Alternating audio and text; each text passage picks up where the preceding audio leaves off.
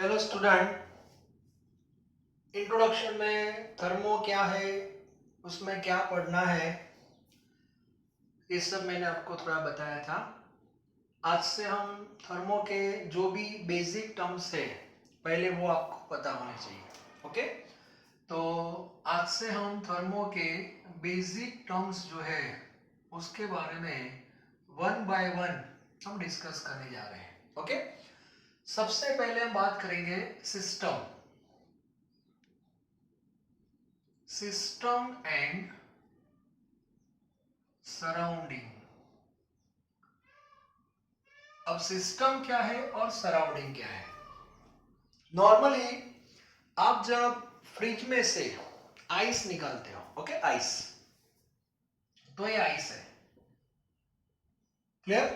तो जो आइस है that is the system and the remaining part that is called surrounding. और एक पूरा जो है system plus surrounding that is called universe, that is called universe. तो एक simple mathematical formula, system plus surrounding that is equal to universe. तो ये सबको पता होना चाहिए, system plus surrounding that is equal to universe. इसका मीनिंग होता है सिस्टम जो है that is a part of universe, और ऐसा पार्ट जो हमने स्टडी के लिए चूज किया है। Which type of study, process, either physical और केमिकल, कोई भी आप ले सकते हो। आपको मेल्टिंग स्टडी करना है, मेल्टिंग, तो मेल्टिंग किसका करेंगे, आइस का। तो आइस कहां से लाओगे, फ्रिज में से, क्लियर। तो फ्रिज में से जो आपने आइस निकाला, ice that is a part of universe, छोटा सा पार्ट है। सिस्टम जो है दो माइक्रो भी हो सकता है, मैक्रो भी हो सकता है, लिविंग भी हो सकता है, नॉन लिविंग भी हो सकता है। इट मींस स्टडी के लिए आपने जो भी पार्ट चूज किया है यूनिवर्स में say that is called system. फिर आप फिजिकल में जा रहे हो कि केमिकल, डजंट मैटर। ओके, हम केमिस्ट्री पॉइंट ऑफ व्यू बात करेंगे, बायोलॉजी के बेस पे बात नहीं करेंगे।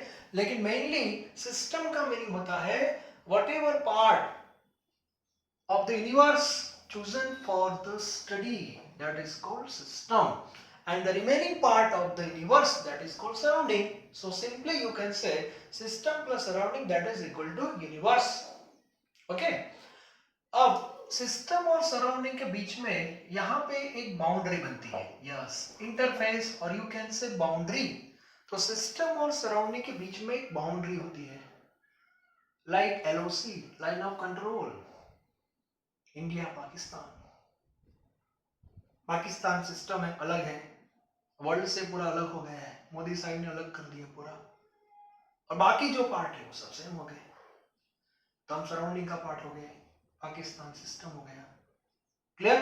तो इस बेस पे इंटरफेस होता है, और ये जो बाउंड्री होती है वो रियल भी हो सकती है, इमेजिनरी भी हो सकती है, और एनर्जी का जो एक्सचेंज होगा through this boundary, through this boundary, ये आपको पता होना चाहिए। एक सिंपल मैं एग्जांपल ले रहा हूं।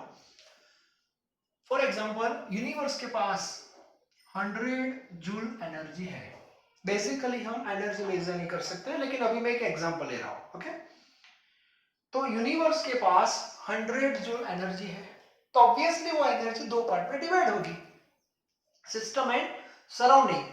जब आप फ्रिज में से आइस निकालते हो तो आइस के पास मान लो कि 20 जूल एनर्जी है एट 0 डिग्री, ऐसा मान लेते हैं, और सराउंडिंग के पास 80 जूल है एट 25 डिग्री। सराउंडिंग का टेम्परेचर नॉर्मली 25 है।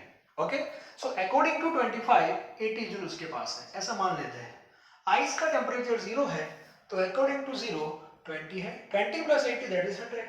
This is the initial condition of system, surrounding and universe, clear. Okay, अब प्रोसेस स्टार्ट होगी। कौन सी प्रोसेस, फिजिकल, क्योंकि सराउंडिंग का टेम्परेचर 25 है और सिस्टम का 0 है। It means difference in temperature take place, and we know whenever the temperature difference take place, flow of heat take place from high temperature to low temperature. So in that case ice absorb heat from surrounding, so gradually temperature of the system increases and its energy also increases, and after some time here equilibrium condition established, and this is the final condition, और ये पूरा जो ice है वो water में convert हो जाएगा। So water जो है that is the final state of the system, वो सिस्टम का ही पार्ट है लेकिन वो फाइनल। तो मुझे बताओ प्रोसेस कंप्लीट हो गई, आइस टू वाटर, वाटर फिर से सिस्टम का पार्ट हो गई, और वाटर की एनर्जी जो होगी, यहाँ पे वाटर हो गया 20 नहीं होगी 30 होगी, तो 10 कहां से आई? सराउंडिंग में से, तो सराउंडिंग का हो जाएगा 70। सो 30 प्लस 70 दैट इज 100, यस। और इसीलिए आगे लेक्चर में हमने बताया था total energy of the universe remains constant. अब बात समझ में आ रही है? यूनिवर्स की जो एनर्जी है दैट रिमेन्स कांस्टेंट। तो सर एनर्जी का चेंज कहां पे होता है? तो एनर्जी का जो चेंज हमें स्टडी करना है that is between system and surrounding, but particularly system. System की एनर्जी इंक्रीज होगी तो सराउंडिंग की एनर्जी डिक्रीज होगी, सराउंडिंग की इंक्रीज होगी तो सिस्टम की डिक्रीज होगी, ओवरऑल यूनिवर्स की एनर्जी कांस्टेंट। आप और पापा जब कांटेक्ट में आए थे तो पापा ने आपको 500 रुपीज दिए थे, सही है कि नहीं? तो आपके वॉलेट में 500 रुपीज इंक्रीज हुए, पापा के वॉलेट में 500 रुपीज डिक्रीज हुए, लेकिन फैमिली में, हाउस में rupees constant, because you and your father both are member of family. तो जो पैसे की लेन देन हुई वो बीच में फैमिली के अंदर ही हो रही है ना, फैमिली को क्या फर्क पड़ता है? डजंट। एक छोटा सा एग्जांपल है, क्लियर? तो सिस्टम सराउंडिंग क्या है वो क्लियर होना चाहिए। बहुत सारे एग्जांपल हम दे सकते हैं सिस्टम से, अब देखो पूरा चैप्टर में ऐसे पढ़ना है कि सिस्टम क्या है वो पहले क्लियर होना चाहिए। ओके, तो यहाँ पे आइस है वो सिस्टम है फिजिकल में, और वाटर है वो भी सिस्टम है, लेकिन वाटर है वो सिस्टम का फाइनल स्टेप है, और आइस है वो इनिशियल है। तो ice to water this is the conversion, clear? Reactant to product this is the example of chemical process. तो रिएक्टेंट है वो भी सिस्टम ही है, अब प्रोडक्ट है वो भी सिस्टम ही है, लेकिन वो सिस्टम का फाइनल स्टेज है, ठीक है? और दोनों के बीच में बाउंड्री होती है। जैसे ये टेस्ट ट्यूब है, ये टेस्ट ट्यूब है, टेस्ट ट्यूब में हमने कैल्शियम कार्बोनेट फिलअप कर दिया, CaCO3 solid, this is a reactant, आपने ले लिया, तो कैल्शियम कार्बोनेट है दैट इज अ सिस्टम, और ये सब, ये जो बाउंड्री है टेस्ट ट्यूब की, ये सब सराउंडिंग है, और ये सब सॉरी ये बाउंड्री है और ये सब सराउंडिंग है, क्लियर? ओके। अब ये जो सिस्टम है उसके टाइप्स है, तो वो भी सिंपल ही है, types of system. Number one that is open system. Open system का मीनिंग होता है सिस्टम और सराउंडिंग के बीच में matter as well as energy both will exchange, yes, between system and surrounding. Such type of system is known as open system. For example, boiling of water in open vessel. Boiling of water, मान लो कि ये vessel है अभी open है, अब इसमें water है H2O, अब ये बॉइल कर रहा है पानी, इसका मीनिंग हुआ नीचे से आप हीट भी दे रहे हो ना, ये बाउंड्री है, ये सिस्टम है और ये सब सराउंडिंग है, तो नीचे से आप हीट दे रहे हो मतलब सराउंडिंग में हीट ट्रांसफर हो रही है, सराउंडिंग में से हीट जो है वो ट्रांसफर हो रही है, हीट एक्सचेंज हो रही है फ्रॉम सराउंडिंग टू सिस्टम। और बॉइलिंग ऑफ वाटर का मीनिंग होता है पानी बाहर जा रहा है, किस फॉर्म में? वेपर फॉर्म में, और vapour that is a part of matter, तो मैटर भी एक्सचेंज हुआ, मैटर कहां से कहां जा रहा है? सिस्टम में से सराउंडिंग में जा रहा है, और हीट सराउंडिंग में सिस्टम आ रही है। Such type of system is known as open system. और ज्यादातर फिजिकल प्रोसेस जो होती है, physical process like this, open system होते हैं, ओके? तो ये बताओ, ये भी ओपन सिस्टम में आप ले सकते हो, जैसे इसको हीट करो, चलो हीट बाहर से आप भेजोगे through boundary, so decomposition will take place, so calcium carbonate convert into CaO solid plus CO2 gas, तो कैल्शियम ऑक्साइड तो अंदर ही रहेगा लेकिन कार्बन डाइऑक्साइड बाहर निकल जाएगा और वो चला जाएगा सराउंडिंग में, तो मैटर का पार्ट हो गया। This is also example of open system, okay? तो इस बेस पे हम एग्जांपल सेट कर सकते हैं। सेकंड सिस्टम का है क्लोज्ड सिस्टम। अब ये वेसल आपको यहां से क्लोज कर दो, चलो तो ये क्लोज सिस्टम हो गई। अब मुझे बताओ इससे क्या होगा? क्लोज सिस्टम आप बना दोगे तो हीट एक्सचेंज होगी, मैटर एक्सचेंज नहीं होगा, यहां भी नहीं होगा, यहां भी नहीं होगा, CO2 वापस आ जाएगा, ये बाउंड्री हो गई पूरी। This is the example of close system. तो ओपन सिस्टम में matter as well as energy both will exchange between system and surrounding, while in case of closed system only heat or energy will exchange between them, not matter. और दूसरी एक system है isolated. Isolated का meaning होता है neither heat और energy nor matter will exchange, matter भी exchange नहीं होगी और हीट भी नहीं होगी। ऐसा भी पॉसिबल है। जैसे आपके पास बेस्ट क्वालिटी का थर्मोस है, थर्मोस का एग्जांपल लेंगे, बेस्ट क्वालिटी लाइक सेलो और मिल्टन, उसका थर्मोस है, और सुबह 6 बजे आपकी मम्मी ने आपके पापा के लिए चाय रखी, हॉट टी, ठीक है। 12 बजे आपके पापा चाय पियेंगे तो कैसी होगी? गरम। क्यों? क्योंकि जो थर्मोस है उसकी जो वॉल है that is insulator, heat insulator. तो अंदर की हीट बाहर नहीं आएगी, बाहर की हीट अंदर नहीं आएगी, तो अंदर हीट जैसी थी वैसी ही रहेगी। चाय तो अंदर ही है। तो सुबह 6 बजे से 12 बजे तक का जो पीरियड है वहां पे पूरे सिस्टम का जो फंक्शन है that is like isolated system. लेकिन एक बात याद रखना, 100% आइसोलेटेड सिस्टम पॉसिबल नहीं है। ग्रेजुअली आपको पता है isolated system convert into close system, gradually. हाँ, 12 बजे चाय मिलेगी गर्म, लेकिन दूसरे दिन वो कोल्ड हो जाएगी क्योंकि हीट बाहर आ जाएगी। तो मेरा पॉइंट है कि आइसोलेटेड सिस्टम 100% पॉसिबल है। हाँ, वो up to certain period its behaviour like isolated, but after some time it converts into close system. तो ये भी आपको थोड़ा पता होना चाहिए। तो सिस्टम के ये 3 टाइप्स है। ओके, चलो आगे बढ़ते हैं। इसके बाद दूसरा एक वर्ड है that is a process. Process किसको बोलते हैं? Process, process means conversion of system from one state to another, and that is called process. Okay, process. So process means conversion of system from one state to another.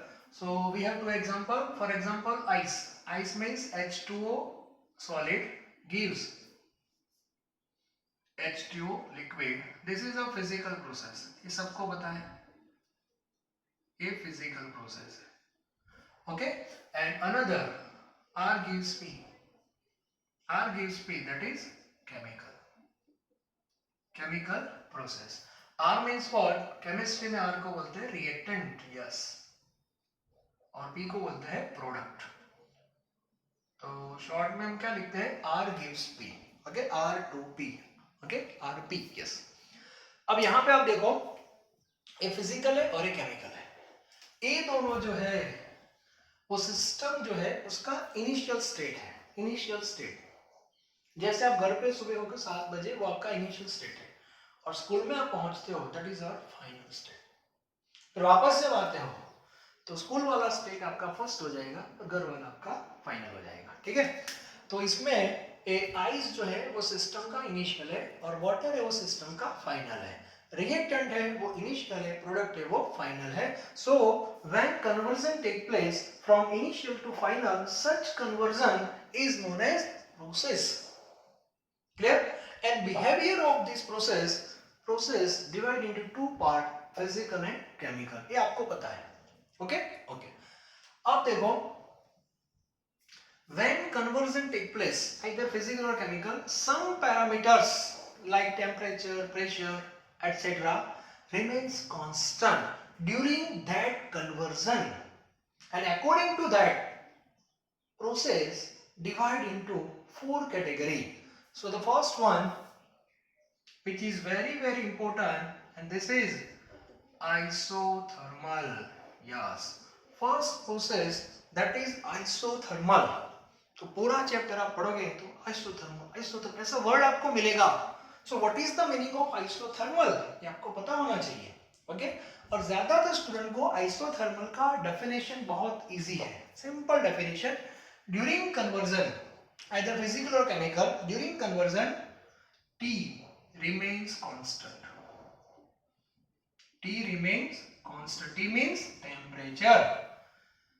When temperature remains constant during conversion either in physical or chemical, such process is known as isothermal. Definition is very simple, सबको पता होता है, लेकिन अब मैं आपको थोड़ा detail में ले जा रहा हूं, बहुत इंपॉर्टेंट बात बताने जा रहा हूं, याद रखना।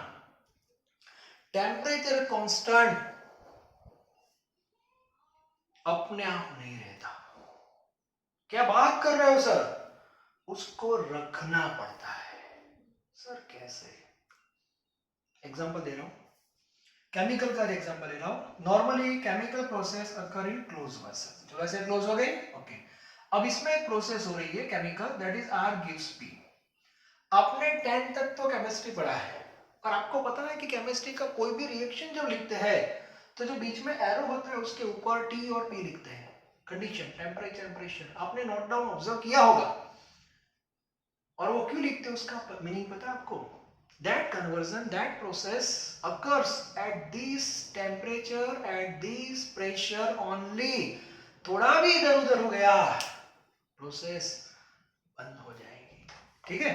So for example R2P, for example ले रहा हूं, R2P occurs at 100 degree, okay.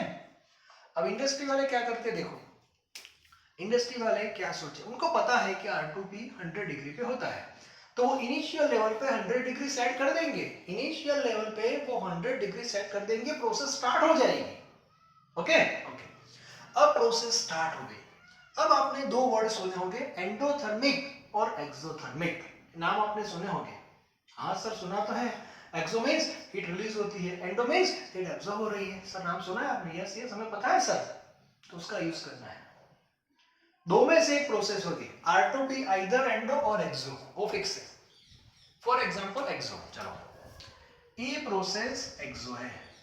एक्सो है, इसका मीनिंग होता है during R2P, during R2P heat energy released, और whatever heat released accumulate in the vessel, vessel के अंदर वो एक्यूमुलेट हो जाएगी, और वेसल के अंदर जब वो एक्यूमुलेट होगी तो जो टेम्परेचर है दैट विल इंक्रीज फ्रॉम 100, और टेम्परेचर इंक्रीज होगा तो प्रोसेस बंद हो जाएगी। क्योंकि अभी मैंने क्या बताया, जब तक प्रोसेस कंप्लीट नहीं होगी तब तक टेम्परेचर 100 ही रहना चाहिए, और यहाँ तो टेम्परेचर इंक्रीज हो रहा है तो प्रोसेस अपने आप बंद हो जाएगी। तो कंपनी वाले क्या करेंगे, पागल है क्या? वो लोग एडवांस में एक प्लानिंग करते हैं, उनको पता है कि ये एक्सो है, उनको ये भी पता है कि ये प्रोसेस 100 पे ही होगी। अब किसी भी तरह हमें 100 को मेंटेन करना है। हम एक्सो को मेंटेन नहीं कर सकते कि यार तू रिलीज मत करी, वो हमारे बस की बात नहीं है, लेकिन ये टेम्परेचर मेंटेन करना वो हम कर सकते हैं। सर कैसे? इंडस्ट्री वाले क्या करते हैं, ये मेन रिएक्टर है जिसके अंदर प्रोसेस हो रही है, ओके। उसके बाहर एक दूसरा एक वेसल होता है, सिस्टम इतनी ही है, ये सिस्टम का पार्ट है, और ये सब सराउंडिंग में आएगा। दो वेसल के बीच में वो लोग आइस रखते हैं। अब समझ में आया आइस का रोल क्या होगा? Whatever heat produced during that conversion, this heat immediately absorbed by ice. Ice absorb कर लेगा। अब ice absorb कर लेगा, जो भी हीट रिलीज हुई 1 जूल तो बाहर चलेगी, 2 जूल बाहर चलेगी, तो अंदर का टेम्परेचर है वो 100 का 100 ही रहेगा। Is it clear? And this is isothermal. Yes. इसीलिए मैं बोल रहा हूँ आइसोथर्मल की डेफिनेशन सिंपल है, टेम्परेचर कांस्टेंट, यस, लेकिन कांस्टेंट अपने आप नहीं रहता, उसको रखना पड़ता है। And for that, heat exchange, heat must be exchanged between system and surrounding. तो एक्सो में हीट सिस्टम से सराउंडिंग में चली जाएगी, एक्सो में, यही कि नहीं? इसीलिए हम बोलते हैं कि हीट बाहर आ रही है, दैट इज एक्सो। ऐसे पढ़ते हैं एक्सोथर्मिक। मान लो कि रिएक्शन एंडोथर्मिक है, जब एंडोथर्मिक है तो क्या होगा? एंडोथर्मिक का मीनिंग होता है सिस्टम हीट को एब्जॉर्ब कर रही है, तो अंदर का जो टेम्परेचर है वो डाउन हो जाएगा, फॉर एग्जांपल 50, फिर भी प्रोसेस बंद हो जाएगी, नहीं चलेगा। कंपनी वाले पागल है क्या? इन दैट केस ये लोग क्या करेंगे, यहाँ पे vapour, steam, yes, steam rotate करते हैं, स्टीम, स्टीम की एनर्जी होती है और वो हीट अंदर आएगी। This is endothermic, to maintain temperature. Clear? तो आइसोथर्मल का मीनिंग तो बहुत सिंपल है सर, टेम्परेचर रिमेन्स कांस्टेंट, लेकिन वो अपने आप नहीं रहता, उसको रखना पड़ता है। कैसे? तो ऐसे, या तो मेन वेसल के बाहर आइस रखो या तो स्टीम रोटेट करो बेस्ड ऑन एंडोथर्मिक और एक्सोथर्मिक। This is isothermal. और आइसोथर्मल को मेंटेन करना है, टेम्परेचर को मेंटेन करना है, so heat must be exchange between system and surrounding. Effect हो जाएगा। ये थर्मो का मेन कॉन्सेप्ट है। एंडो है तो बाहर की हीट अंदर आएगी, एक्सो है तो अंदर की हीट बाहर ले जानी पड़ेगी। मान लो कि हमारा एक क्लासरूम है, चलो एक क्लासरूम का एग्जांपल बेस लेते चलो। एक क्लासरूम में आपको पढ़ा रहा हूँ और आप सब यहाँ पढ़ रहे हो। अब आप लोगों की कंडीशन है, सर हम पढ़ेंगे 1 घंटे तक पढ़ेंगे, लेकिन एक कंडीशन है 1 घंटे तक क्लास का टेम्परेचर 20 डिग्री से बढ़ना भी नहीं चाहिए और कम भी नहीं होना चाहिए। एक कंडीशन है आपकी। अब मुझे आपको पढ़ाना है, दैट इज फैक्ट। ओके, अब मुझे कुछ प्लानिंग करना पड़ेगा। मुझे पता है कि मेरा नेचर एक्सोथर्मिक है, तो उससे होगा क्या, मैं जब पढ़ाना शुरू करूंगा तो मेरी बॉडी में से एनर्जी बाहर आएगी, हीट एनर्जी, और वो एनर्जी क्लास के अंदर रहेगी, तो क्लास का टेम्परेचर तो बढ़ जाएगा, तो आप खड़े हो जाओगे, सर हमें नहीं पढ़ना है। तो मुझे ऐसा नहीं होने देना है। मुझे क्या करना है, क्लास के बाहर आइस रखना है। क्या रखना है, आइस। क्लास की जितने भी वॉल है सबके पीछे ice ice ice ice ice रख दो, तो उससे होगा क्या, मेरी बॉडी में से जो हीट बाहर निकले वो इमीडिएटली आइस क्या कर देगा, उसको अब्सॉर्ब कर देगा, and the temperature of the class remains constant. This is isothermal. Is it clear? Okay, मेरा नेचर एंडोथर्मिक है, तो मैं जब बोलता हूं तो क्लास की जो एनर्जी है उसको मैं अब्सॉर्ब कर लूंगा, तो अंदर का टेम्परेचर डाउन हो जाएगा, फिर भी आप खड़े हो जाओगे, सर नहीं पढ़ना है, अब मुझे तो पढ़ाना है 1 घंटे तक। और इस सिचुएशन में मुझे क्लास के बाहर स्टीम रोटेट करनी है। तो due to me whatever heat absorb from class, such amount of heat again enter into the classroom with help of steam। तो इंडस्ट्री वाले ऐसा करते हैं, उनको पता होता है कि रिएक्टर एंडोथर्मिक वाला है कि एक्सो वाला है, उस हिसाब से वो प्लानिंग करते हैं, and that is isothermal.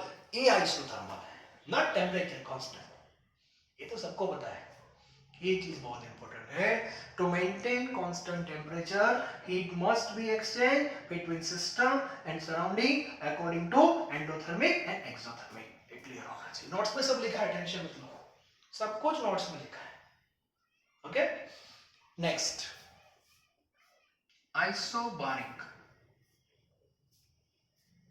Isobaric process means what? Simple. During conversion, pressure remains constant. That is isobaric. मान लो कि आइस टू वाटर का कन्वर्जन हो रहा है, ओपन सिस्टम है, तो मुझे बताओ during that conversion ice to water, ice के ऊपर कितना प्रेशर होता है, external pressure, that is 1 atm, and throughout process, throughout conversion pressure remains constant, तो 1 atm ही रहेगा। So that process is known as isobaric. Clear? तो isobaric means during conversion external pressure remains constant, external pressure remains constant throughout conversion, that is called isobaric। Clear होना चाहिए। और एक बात मैं आपको बता दूं, chemistry point of view, chemistry में 2 ही प्रोसेस है, physical and chemical. All physical and all chemical are isothermal as well as isobaric. Fix. Chemistry की कोई भी प्रोसेस होगी, वो फिजिकल हो या केमिकल हो, आप याद रख लेना अभी से, वो आइसोबैरिक भी होगी और आइसोथर्मल भी होगी। Fix, constant temperature and constant pressure, तो उसका फिक्स क्राइटेरिया है। लेकिन टेम्परेचर मैंने बताया उसको रखना पड़ता है, प्रेशर तो अपने आप मैनेज कर लेंगे। ओके, तो ये क्लियर होना चाहिए। Third, adiabatic. एडियाबेटिक बहुत अच्छा वर्ड है, एडियाबेटिक। एडियाबेटिक की डेफिनेशन बहुत सिंपल है, and that is opposite to isothermal. Adiabatic का कॉन्सेप्ट है there is no exchange of heat, yes, there is no exchange of heat between system and surrounding. मान लो कि ये जो वेसल है, इसकी जो वॉल है, वहां पे मैंने इंसुलेटिंग मटेरियल यहाँ पे रख दिया, हीट इंसुलेटर, तो उससे होगा क्या मुझे बताओ। एक्सो है तो अंदर की हीट बाहर नहीं जाएगी, एंडो है तो बाहर की हीट अंदर नहीं आएगी, तो इसका मीनिंग हुआ हीट एक्सचेंज ही नहीं हो रही है। In that case process become adiabatic. लेकिन उससे एक प्रॉब्लम क्या होगा, हीट एक्सचेंज नहीं होगी तो अंदर का जो टेम्परेचर है वो या तो इंक्रीज हो जाएगा या तो डिक्रीज हो जाएगा, और टेम्परेचर इंक्रीज डिक्रीज होगा तो फिर प्रोसेस बंद हो जाएगी। इसका मीनिंग हुआ ideally there is no process occurs, there is no process occurs based on adiabatic system. Adiabatic process possible है ही नहीं। तो एडियाबेटिक एक सोच है, उससे हम कोई प्रोसेस स्टडी नहीं कर सकते। केमिस्ट्री की बात करो, फिर से रिपीट करो, फिजिकल केमिकल की बात कर रहा हूं मैं। फिजिकल और केमिकल रिएक्शन में एडियाबेटिक का कोई इंपॉर्टेंस नहीं, पॉसिबल है ही नहीं। मान लो कि आइस है और मैंने आइस के ऊपर पेपर रख दिया, हीट इंसुलेटिंग मटेरियल रख दिया, ठीक है, सुबह 6 बजे। तो मुझे बताओ ये आइस सराउंडिंग में हीट एब्जॉर्ब करेगा? नो, क्योंकि बीच में रेजिस्टेंस आ गया, इंसुलेटर आ गया। तो आइस को बाहर की हीट मिलेगी ही नहीं, तो आइस वाटर में कन्वर्ट होगा ही नहीं, तो प्रोसेस ही नहीं होगी। हाँ सही बात भी है। केमिस्ट्री हो, फिजिकल हो, कोई भी प्रोसेस हो, एक बात याद रखना, एडियाबेटिक में हम कभी भी प्रोसेस नहीं कर सकते, पॉसिबल है ही नहीं। And second point, adiabatic and isothermal both are opposite. मान लो कि आपने कोई प्रोसेस एडियाबेटिक बनाया से, तो आइसोथर्मल नहीं होगा, और जो आइसोथर्मल है वो एडियाबेटिक नहीं होगा। Is it clear? Isothermal never becomes adiabatic and adiabatic never becomes isothermal. ये क्लियर होना चाहिए। इसमें हीट एक्सचेंज हो रही है, क्यों? क्योंकि टेम्परेचर कांस्टेंट रखना है, और हीट एक्सचेंज हो रही है मतलब एडियाबेटिक नहीं है। और आपने हीट एक्सचेंज बंद कर दिया मतलब एडियाबेटिक बना दिया, तो अंदर का टेम्परेचर चेंज हो जाएगा, तो वो आइसोथर्मल नहीं होगा। मतलब जो आइसोथर्मल है वो एडियाबेटिक नहीं है, जो एडियाबेटिक है वो आइसोथर्मल नहीं है। That is important. Okay, fourth one that is isochoric. Isochoric का मीनिंग होता है वॉल्यूम ऑफ द सिस्टम। कौन सा पैरामीटर किसके लिए वो भी आपको पता होना चाहिए। Okay, isochoric means during conversion volume of the system. Yes, during conversion volume of the system remain constant, that is called isochoric process. अब मुझे बताओ, फिर से केमिस्ट्री की बात कर रहे हैं, फिजिकल और केमिकल। चलो फिजिकल की बात कर रहे हैं, चलो ये कन्वर्जन जो हो रहा है फिजिकल और केमिकल, चलो ये आइसोथर्मल भी है, आइसोबैरिक भी है, फिक्स हो गया। ओके, अब ये आइसोकोरिक है कि नहीं, तो मुझे बताओ इसमें वॉल्यूम चेंज होगा कि नहीं? हाँ सर, इसका कम होगा, इसका ज्यादा होगा। इसका मीनिंग हुआ ये आइसोकोरिक नहीं है। Not this one, all physical never isochoric, क्योंकि फिजिकल प्रोसेस में तो स्टेट चेंज होगा ही, और स्टेट चेंज होगा तो वॉल्यूम चेंज होगा, सिंपल। तो आइसोकोरिक नहीं है, यही बात भी सही है। So physical process never becomes isochoric. Sir what about chemical? Yes, आ रहा है केमिकल में, आ रहा है। Chemical process may be isocoric, may not be. Yes. Why?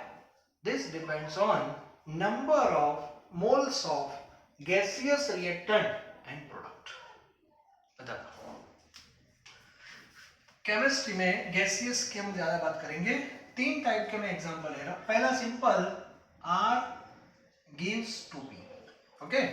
Second, 2R gives P, and third, R gives P. Gas, gas, gas, gas, gas, gas. Clear? चलो एक reaction है। Now see the proportion 1:2. Another reaction 2:1. And this one is 1:1. Chemistry में आपको पता है reactant की compare में product के मोल ज्यादा भी हो सकते हैं, कम भी हो सकते हैं, इक्वल भी हो सकते हैं। इफेक्ट है। ओके, नाउ से इन दैट कन्वर्जन 1:2, मतलब रिएक्टेंट के मोल सपोज आपके 100 है इनिशियली, तो रिएक्शन जब कंप्लीट होगा तो उसके मोल हो जाएंगे 200। It means gradually mole will increase. और आपको पता है कोई भी gas PV is equal to nRT को फॉलो करता है। This is the gas equation, वो आपको आगे पढ़ना है। Pressure, volume, mole, R and T। Pressure, T और R ये तीनों कांस्टेंट होते हैं यहाँ पे। Okay, it means V directly proportional to N। इसका मीनिंग हुआ मोल इंक्रीज होंगे, मोल तो वॉल्यूम क्या होगा, इंक्रीज। तो ये आइसोकोरिक नहीं है। सेकंड, यहाँ पे 2:1 है, तो इसमें मोल डिक्रीज होंगे तो ये भी आइसोकोरिक नहीं है, क्योंकि मोल डिक्रीज होंगे तो वॉल्यूम डिक्रीज होगा। और R gives P 1:1, इसमें मोल क्या रहते हैं, constant, mole constant, volume constant, so this conversion is become isochoric. Therefore I say chemical process may be isocoric, may not be। Clear? तो सारे कॉन्सेप्ट आपके क्लियर होने चाहिए, ये फंडामेंटल नॉलेज मैं आपको भी दे रहा हूँ। डेफिनेशन तो बहुत सिंपल है, isothermal sir T constant, isobaric sir pressure constant, adiabatic sir heat not exchange between system and surrounding, sir isochoric volume constant, बस इतना ही बोलते हैं। वॉल्यूम किसका कांस्टेंट, सिस्टम का, ठीक है। लेकिन अंदर की जो बात है वो भी आपको पता होनी चाहिए, ओके। तो इतने प्रोसेस के जो टाइप्स है बेस्ड ऑन पैरामीटर, ये सबको पता होना चाहिए। जो मैंने नोट्स दिए उसमें सब मैंने लिखा हुआ है, आपको भी अपनी एक सेपरेट फुल स्केप बनानी है और मेन पॉइंट्स ऐसे लिखते जाओ तो आपको बहुत अच्छा लगेगा। टेक्स्ट बुक में से कुछ भी पता नहीं चलेगा, ठीक है, टेक्स्ट बुक पढ़ने की कोई जरूरत नहीं है। अब एक डायग्राम मैं आपको बताता हूँ, वो डायग्राम आप अच्छी तरह ड्रॉ कर लो। अभी उसको मैं स्टार्ट कर रहा हूँ। थर्मो जब आपको पढ़ना होता है तो एक सिंबॉलिक रिप्रेजेंटेशन मैंने बनाया है, टेक्स्ट बुक में डायग्राम है नहीं कहीं पे, अंदर की बात है, हाँ चलो वैसे ले, केमिकल का डायग्राम है, ओके। और यहाँ पे एक टी शेप में एक पिस्टन बोलते हैं इसको, वो मैंने रखा है। चलो तो ये डायग्राम हो गया क्लोज वेसल का। देखो पिस्टन आपने रख दिया, मतलब वेसल क्या हो गई, क्लोज। अब केमिकल प्रोसेस नीचे हो रही है, कोई भी हो सकती है, तीन में से कोई भी, तो अभी हम इस फॉर्म में लिखेंगे R gives P। R और P दोनों किस फॉर्म में है, गैसेस, N1 और यहाँ पे N2, जनरल फॉर्म में लिखा है N1 N2, that is a moles of reactant and product, मतलब तीन जो मैंने अभी एग्जांपल इनमें से कोई भी हो सकता है, ओके। अब देखो यहाँ पे क्या हो रहा है, अब हमें क्या करना है, ये जो पिस्टन है वो रख के आपको चले जाना है। पिस्टन से जो प्रेशर मिलता है that is P external, that is P external pressure, and P external that is constant, okay।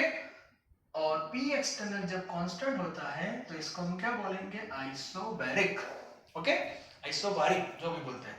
तो ई डायग्राम में आपने पिस्टन रख दिया और आप वहां से चले गए, इट मींस ये रिप्रेजेंटेशन आपका जो हुआ वो आइसोबैरिक का हो गया। आइसोबैरिक की डेफिनेशन क्या है, during conversion external pressure remains constant, that is isobaric, okay. अब ये प्रोसेस को मुझे आइसोथर्मल भी बनाना है, उस बेस पे भी मुझे रिप्रेजेंट करना है।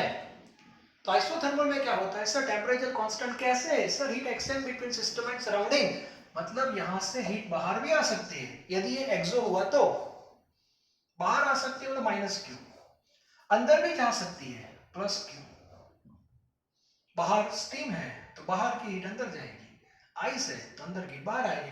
अब बाहर आइस रखना है कि स्टीम रखना है, दैट डिपेंड्स ऑन एंडो और एक्सो, ओके। तो ए डायग्राम में आपने दिखा दिया, इसका मीनिंग हुआ टी कांस्टेंट, और टी कांस्टेंट का मीनिंग होता है आइसोथर्मल, क्लियर। तो ए लिखा है आपने, आइसोथर्मल दिखाया, मतलब एडियाबैटिक नहीं है।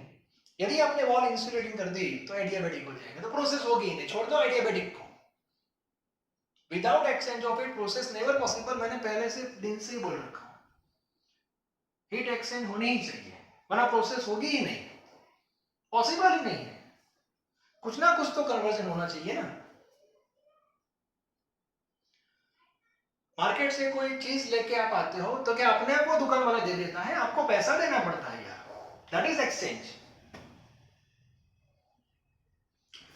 तो ए डायग्राम इसका है। आइसोकोरिक का कॉन्सेप्ट इसमें सेट कर रहा हूं क्योंकि जनरल है। मान लो कि R gives 2P वाला हो रहा है इसके अंदर, तो ग्रेजुअली क्या होगा, मोल इंक्रीज होगा कि नहीं, मोल इंक्रीज हो गया तो वॉल्यूम क्या होगा, इंक्रीज होगा, वॉल्यूम इंक्रीज होगा तो पिस्टन का डिस्प्लेसमेंट होगा इन अपवर्ड डायरेक्शन अपने आप, क्योंकि पिस्टन तो फ्लेक्सिबल है, तो नीचे से फोर्स लगेगा, पिस्टन क्या क्या होगा, डिस्प्लेसमेंट, क्योंकि नीचे वॉल्यूम चेंज हो गया, मतलब आइसोकोरिक नहीं है। 2R gives P, इसमें क्या होगा 2:1, इसमें मोल डिक्रीज हो गए, मोल डिक्रीज हो गए तो वॉल्यूम भी डिक्रीज होगा, अब वॉल्यूम डिक्रीज होगा तो पिस्टन अपने आप नीचे आ रहा है, आप कुछ नहीं कर रहे हो, आप तो चले गए पिस्टन रख के, पिस्टन की मूवमेंट अपने आप हो रही है। नीचे वॉल्यूम इंक्रीज हुआ तो नीचे से फोर्स लगेगा, नीचे वॉल्यूम कम हो गया तो अपने आप पिस्टन नीचे आ रहा है। क्लियर? और थर्ड केस हो सकता है आर गिव्स पी और is to 1 mole constant volume constant, piston की जो पोजीशन है as it is and that process is isochoric. बात समझ आई?